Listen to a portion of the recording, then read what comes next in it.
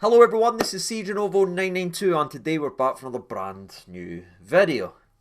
But it's not a new video. And if you watch over the next couple minutes, you will see it's nearly a carbon copy of the exact video I made in this shirt over a year ago. In fact, the players were wearing this shirt. I was sitting in my motor because I was absolutely broken inside, confused about what I witnessed. But now I've been beat down by how poor this Rangers side is and the slow decline and the pure regression I've seen over the last year that I can actually sit here and film properly, because today isn't a shock. Today isn't a gut punch. Today isn't a surprise. Today is just who we are. Now, of course, I'm not happy about it, and of course, it sucks, but I can't sit here and be outraged and pretend that this is a shocker. Nah, I seen it coming, or I could have envisioned it. I think a lot of Rangers fans that will be sitting here watching will probably be getting jokes and that for guys they work with, or pals and everything like that. Ha, your team's pish. Aye, we know we are.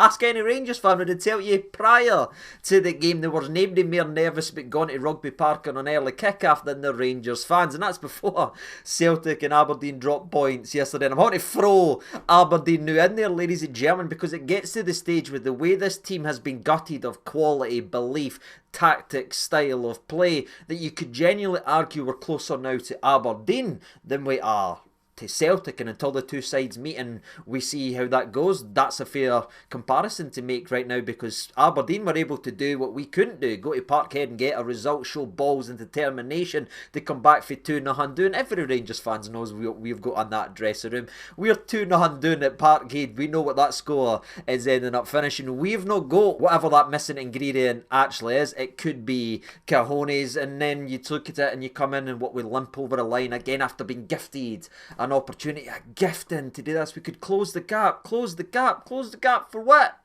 The team's crap. We're not winning none. And I didn't say that lightly. I really didn't want to be sitting saying this, because I know people come here for a wee bit of laugh and a wee bit of joke, and that's what we try and do right here. And I didn't want to bring this type of negativity by saying this team is just simply not good enough to win anything this season, and I feel like we're going backwards, because that's not what you want to actually hear. But at the same time, as I can't just sit here and happy clap and be daft about it, ladies and gentlemen, right? I love this club. I think 99.9% of the people that's watching, hello, I love percent is here to laugh and talk take the piss and all that. I get why you're here. Football is football. Have fun while you're at it. But again, we do love this club, even the ones that didn't actually support it, right? And we want to see them succeed. We want to see them doing well, and we want to continue to believe that we can turn things around and play well. But at the same time, ladies and gentlemen, we need to see an ounce of sun. You know what I mean? Sun in the team, some little breakaway, at least a stylish player, and say, all right, it's been unlucky, we've not been getting right, we've been mismanaged off the park, but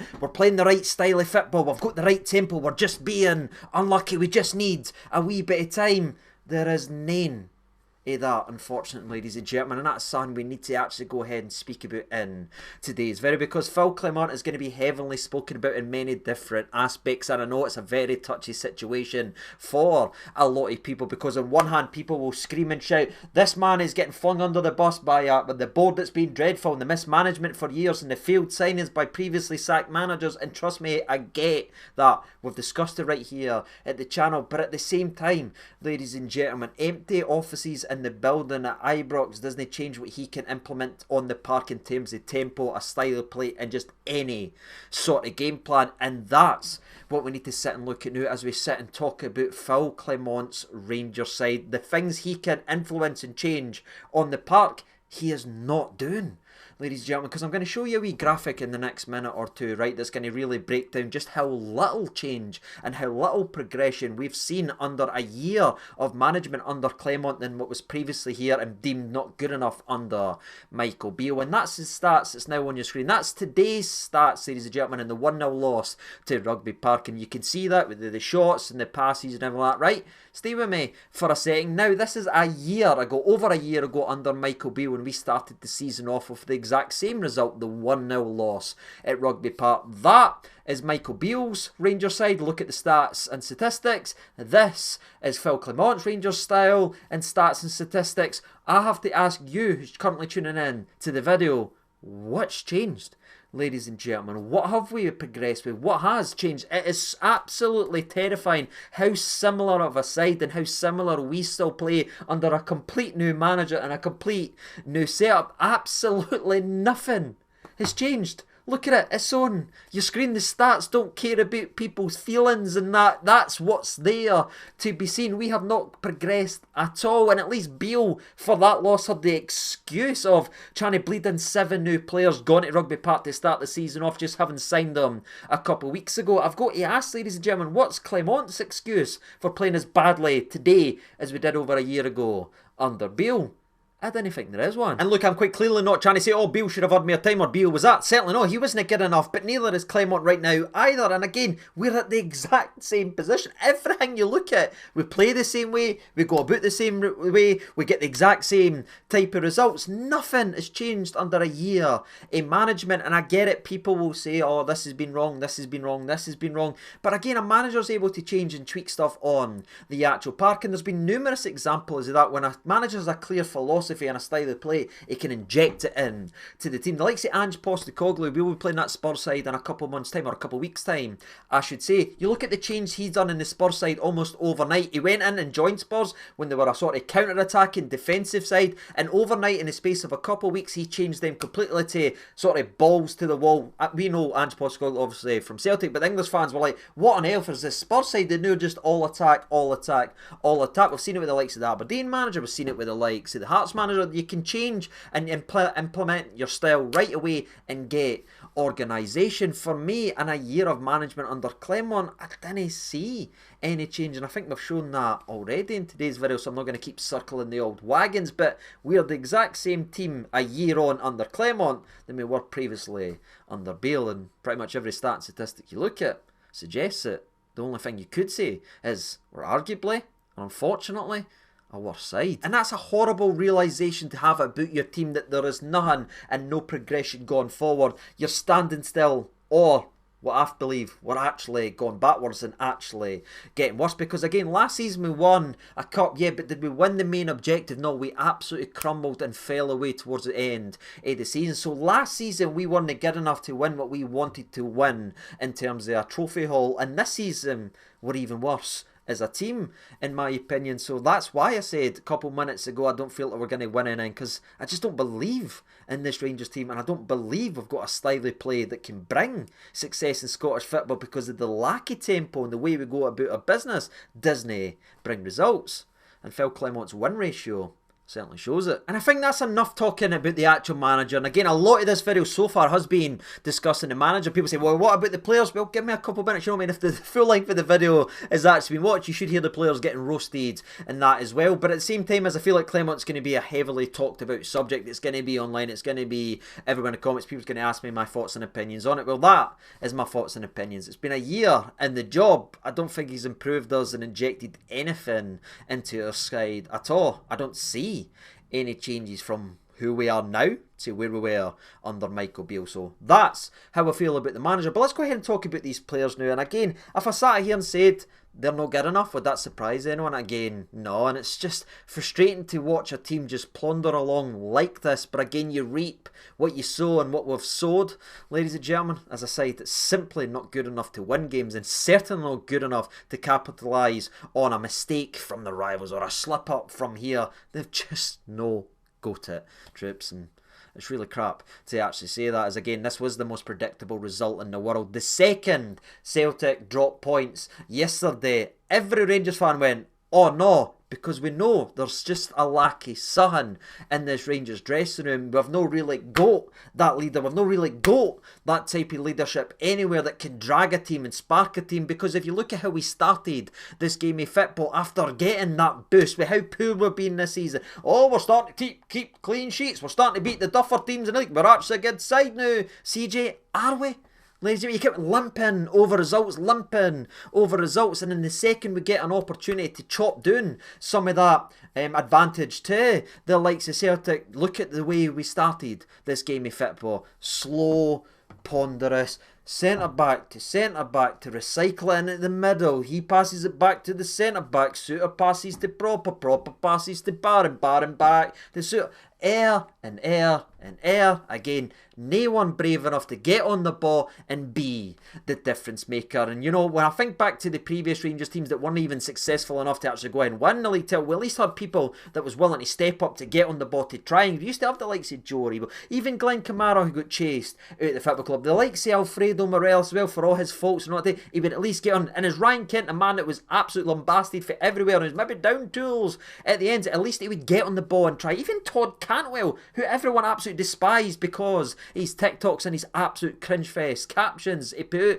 they would get on the ball and try stuff. You're talking about all these players aren't new there at the club anymore. Who's on that part that's willing to do that? Tavernier has regressed. I actually thought Tavernier was alright today, before I go anywhere, by the way. And as much as my frustrations are about Clement not having the big enough balls to make the right steps for this club, to put the team first rather than players' fragile egos, and making the change at the likes of right back, he wasn't the worst player of the day, created several opportunities, but again, he's past his best now. He can't do that either. Look at the rest of the team. What's there to grab games by the scruff? Who's trying the shots from 30 yards? Who's willing to take on somebody? Everyone's just beat down to be mindless robots. They stick to the system.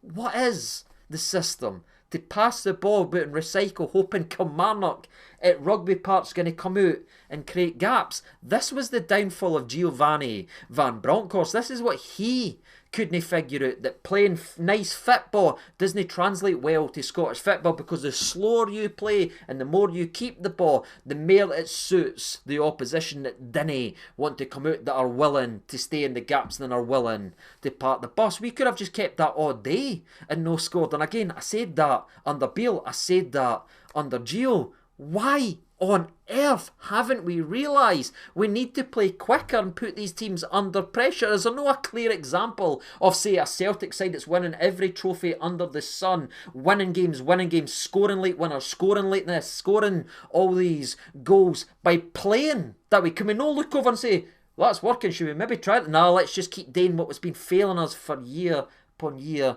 upon year. Doesn't make sense, but that's where we are as a team, ladies and gentlemen. We've just not got match winners in this side, and that was proven again today. But to save this video being 40 minutes long of me losing my mind, I'm going to get to the game recap. We're going to break down some of the incidences, and then I'm going to voice my opinion on it, because it's going to paint the picture properly. Because again, we talked about it, Celtic dropped points, there's a gap there to close it into 3 points. We're building on momentum, building on this. How did we start this game off? We were not a single shot on target. Did we look the better side? Did we look hungry? Did we look like we wanted to stamp this team out? Nah, we never. Who was the first team to get a shot on the target? Who was the first team to create clear opportunity to score? It was Kilmarnock, who again has been struggling so far this season, and they really should have actually scored, as there's a sort of a throw into the area. Big Jeff tries to header it back to Butland. I don't know if it skips off the turf, but Butland kind of spills it. It then drops. I believe it's Marley Watkins. Now, to be fair, Butland does react and Suter does get it cleared away, but you're thinking, Jesus, it's 4 minutes into the game, and all that did was it get the Killie crowd up. It got the Killie players believing, again, we aren't up for this fight, and we aren't. There's just nothing there. There's no arseholes in that team. There's nobody going to hold anybody accountable. It's just a team full of nice guys and everything like that, with the big smiles on and everything.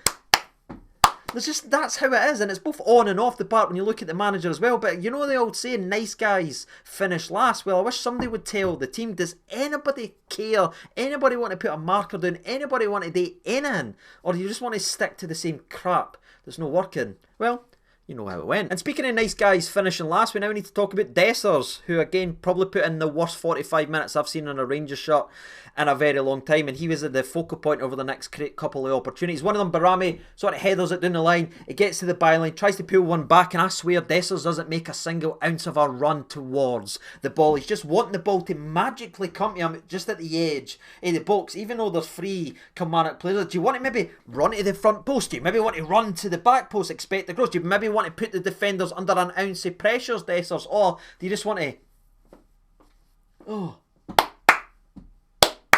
because they didn't get the ball? No wonder. He made 0 actually effort for it, and he was absolutely soul destroying in the first 20 minutes of this game, especially when Barami was at least trying to make things happen. Now, to be fair, before we speak about the next incident you're probably thinking of, if I'm being honest with you, Kilmarnock should have the ball in the back end net for the second time today if things had went their way. As it goes down the left hand side, Tavernier out of position.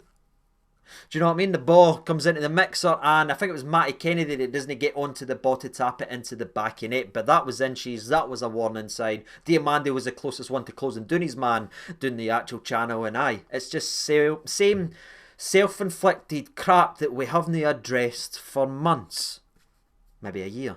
You could actually argue, or even more if you look at the previous managers' tenures and all that as well. But back to Dessers, there was an opportunity for a counter-attack, and this is living rent-free in my brain. Now, you might see this image and think, well, Barami must be offside. He's no. They're actually a Kilmarnock player that's doing it. It's actually a 3-on-1 opportunity. It's a brilliant little chip ball in from Diamande to Dessers. Dessers just needs to play that simple pass to Barami to run through when there's a 3-on-1 opportunity, but somehow, someway, Dessers kicks it to a Kilmarnock player in that situation. Like, you can't legislate for that, and maybe that's when I'm being harsh on Clement, because what can he do when he's stuck with folk like this? But by God, how putrid is that? And Dessers done that a couple of times with his lazy running, because the next opportunity was actually for a Rangers end. Good work from Cherny and Tav down the right hand side. Tav drills in a ball beautifully, it beats the keeper, it goes into the middle of the box. But do you know where Dessers is? Dessers closest to the corner flag than the actual 6-yard box to tap a ball into the back of it. And as much as Tavernier gets flack, and he has had this season, especially for me, he wasn't the worst player of the day. He should have had an assist for that's a gorgeous ball that any centre forward, your Cholaks, your Defoes, your Alfredo Morelos, your Roof, your Cedric Inns, when he wasn't playing as a winger, any striker worth his salt, he's sitting in the 6-yard box and tapping that in to the back of net. But our ones are here when the balls came in. Like, what are we actually practicing, and what are we telling the players? Because is it coming for the coaching, or is the players just barking? It might actually be both. And genuinely, I felt like the way that Dessers kept giving the ball away, and we're going to skip over some bit, again, bouncing off him, no winning, no being able to hold up, getting flung about like an empty pair of jammies for D's, getting flung about here, getting flung about here. You're sitting saying, this is arguably the worst performance we've seen in a Rangers shirt. And I'm looking to Clement, because I've seen the way he's treated the Cantwells, I've seen the way he's treated the McCausins, I've seen the way he's treated the Wrights, the Raskins, pulling them off, taking them off early when they're no actually playing well. Then why the hell did Dessers get to play as long as he did today? Because he offered none until that little split when he seen the warm-up of the substitution getting made, and he tried for 5 minutes and got involved. That's where my frustrations again come back to Clement, because he picks and chooses his battle and who he holds up to the highest orders. He's clearly got his favourites, the likes of the Dessers, the Tavernier, the Lawrence. He's got his favourites, and he seems to give them away with murder. And I sit and look at that and say, well, no wonder we're not progressing as a team, because it doesn't matter how badly you play. If you're in the manager's good books, you're playing next week, no matter what. So where's the fight? Where's the worry to perform in a Rangers shirt? There's none, ladies and gentlemen, for several Rangers players. And you see it based on their performances, because that's not a player that's playing for the shirt. That's a player that knows he's playing no matter what. But after a shot from Cherny from outside the box that was saved brilliantly by Robbie McCrory, or I say brilliantly because he made it look a wee bit better. I think it was a wee bit of a camera save for little Robbie there. But we do move on to when Kilmarnock put the ball into the back of net for the first time today in the 27th minute after Matty Kennedy gets space to cross the football. Oh, for God. If there is one player in a Kilmarnock shirt you didn't allow any space to cross it, is their best crosser of a football, but there's just no awareness, there's no tactical trick, there's none. Did I just let Matty Kennedy run about and cross the ball? You know what I mean? Well, I don't know, we're Rangers, oh, it's great. It's silliness. They give him all the space in the world, he puts it into the mixer, and I think it's Dees that ends up scoring a goal, but thankfully it's given his offside as after VAR gets the lines. And to be fair, I think the line actually gets this one spot on, so shout out to him as well. But yeah, it was confirmed offside from VAR, and we get away with that. I'm thinking, right, let's respond now. There's the scare. We've been pissed for 30 minutes now. There's the scare. Let's see something now. Did we see anything? No, of course we never. Because the only other incident worth noting in the entire 45 minutes of the first half of this game of football was a Kilmarnock chance where Diamande gets caught in the ball and Lion runs through it and forces Butland into a good save that's eventually pulled back for the clear foul on Diamande. Now again, I don't know why he played advantage, but probably because there's VAR now. He's saying, alright, I might get this one wrong, so I'll just wait to see St Johnstone but we've seen it before, right? But again, it wouldn't have counted anyway, but it was a good save by Butland, and another worry sign that, guess what? Kilmarnock knows we just want to pass it between our two centre-backs and pass it to Barron or pass it to Diamande, because we've already done it 40 times in that first half, but that's it for the first half. We come into the second half, right, let's get some changes, right? He's usually pretty ruthless with his substitutions, right? There's several players no performing there. Let's see what he does. Does he make any changes? Nah, because you know who was struggling? His favourites. And they get to play no matter what. And I do find myself wondering if Raskin had put the first 45 minutes in the way that Diamande had played, would he have been hauled off at half time? I think we all know he actually would have. But going into the second half, to be fair, Dessers does finally get on the football with one of his first touches in about 40 minutes of play and forces a shot that was probably gone just wide, but it forces a save and gives us an opportunity at a set piece, which are vital in these incidences. The ball comes in beautifully right to the back post from Czerny. Dessers gets there, but he ends up hitting it off the bar and the ball drops to Proper, who can't get on it and ends up, I think, injuring himself as he hits it over the bar as well. And aye, ladies and gentlemen, another big opportunity comes to Dessers in a 50-50 game when we're not performing well, that we need a clinical goal scorer that scored the goals in previous years. We need to take that chance. He doesn't. Folks say, oh, it's a hard luck story, but I'm sick of the hard luck stories. I'm sick of being the lovable losers. I'm sick of, oh, he's a nice guy. We need our striker to score goals when it drops in his 6-yard box. That's what Rangers Football Club need. We didn't have it. Another big opportunity, just like Dundee last year, just like Ross County last year, the games we threw away the league title. Same stuff, we haven't done anything about it. Now the 56th minute does actually see some good play from Barami and Jeff as he gets down the left hand side. Jeff then picks out Barami at the edge of the box or just outside, and to be fair I think he should burst the back of net here as he is outside the box, but play to that Billy should get this on target. If he gets it in target, it's into the back of net. Now it does get given for a goal kick as it does raise and go over the bar. He's adamant, he chases down the referee screaming it's a corner. Is it a corner? Was it a good block? I don't know, ladies and gentlemen, but my memory of the incident was that Barami should have burst the back of net in the 56th minute, but didn't either. So I have to be as critical as that as I've been as the other opportunities, but that's pretty much it in terms of creativity. From the 51st minute to the 56th minute was the best bit of football we played in a 96-minute match.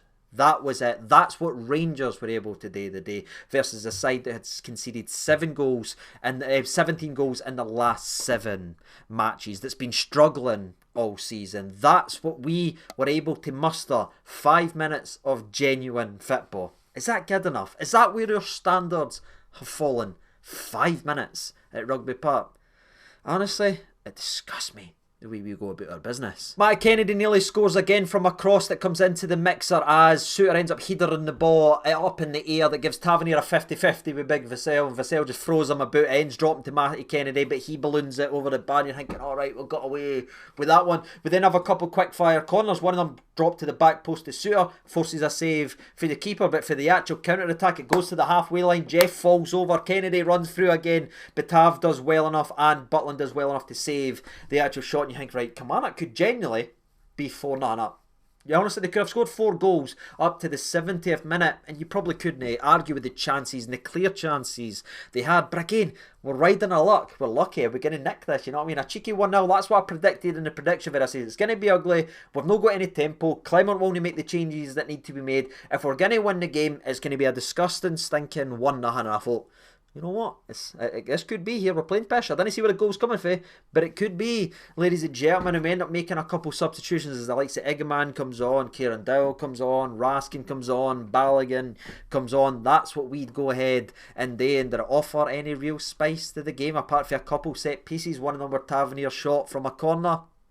Before Kilmarnock scores the winning goal in this game, they also have another major opportunity in the 73rd minute where it drops. A set piece comes in from Matt Kennedy to the back post, where I think it's actually Lyons again, by the way, kind of mishits his volley when he really should burst the net. And again, we're just riding the luck. We're riding the luck and we're offering nothing. And that's my biggest problem, right? Because you can play pish, you can struggle at Rugby Park. I've seen it many, many years. Again, historically, it's a rough ground for us to ever get wins on. But at least be creating something and have something and creating chances. There was none today. If you're a swap day jerseys around and you called Kilmarnock Rangers in that game, chasing down that, trying to get over a line to close the gap at the top spot, you would believe it. You really, really would. And that is shambolic to actually say, but that's the level approach, that's the level application that we see for the Rangers players, that every game, no matter what, whether it's Hibs at Ibrox and all that as well. We get outworked by the opposition each and every single game. We're overrun in the middle of the park. The front four's always out of play. We're always beat by the long ball. They always go down the right hand side of Rangers because Tavernier can't defend. It's the same stuff. Nothing is changing. Nothing's getting adjusted. And it just shows you when everything doesn't go to plan for Clement.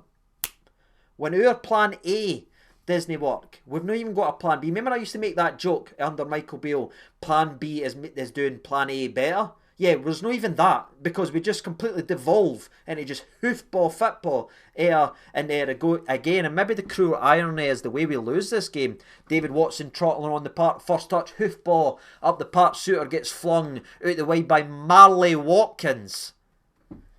And he taps it into the back of net for the actual winner. The one that everyone's building up to be Maldini in the last couple of weeks and everything like that gets put away and pushed away to the side by Marley Watkins in a 50-50 ball in the air. The team that plays hoofball concedes to hoofball. We can't even call opposition farmers. Oh, they're frustrated. We're trying to do football right, which we're no. We play the exact same way as the Kilmarnocks and all that. It's just long ball, chasing the second, win the second ball, win the second. That's all we try. Long ball up to Dessers. You've got Lawrence here, you've got Cherny here, all chasing down the second ball. That's who we've became. That's what we've devolved into, ladies and gentlemen. We end up getting stung because guess what? Kilmarnock are better at part the bus long ball than we are.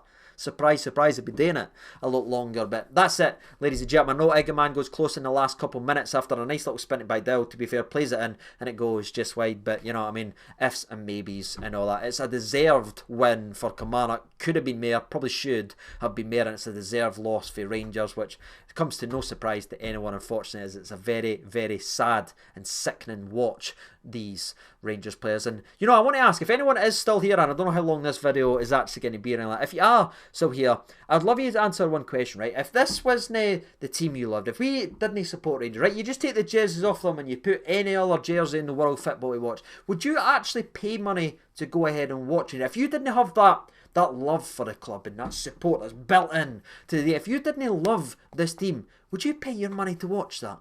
I didn't think many would, because the standard of football is shocking, especially for the wages and that we pay everybody associated with the club and everybody on the actual part. The football is so unattractive, it's so uninspiring, it's so boring, it's so slow, yet it never changes. It's been that way for a very long time. But that's how I feel, ladies and gentlemen. A lot of conversation, a lot of talking points are bound to be happening, but am I expecting Clement to be sacked? And of course not. He's been given that bulletproof vest, if you will, in terms of the contract extension. The only thing is, as I said, it made me a little bit nervous when we done that, because I'm still not seeing the progression that, again, I was called negative actually for, and I feel like I'm at the exact same position I was at pre-season when I was losing subscribers and getting called negative. I'm just no seeing positive change at this club, both off the park, which Clement can't control, but on the park, which he can control. I'm just not seeing anything, or a change of this, or rip this up, let's try this, let's do something different. I'm not seeing it, ladies and gentlemen. So what about you? Let me know your thoughts and opinions down there in the comment section. Well, there is a lot of talking points, so I'd love to know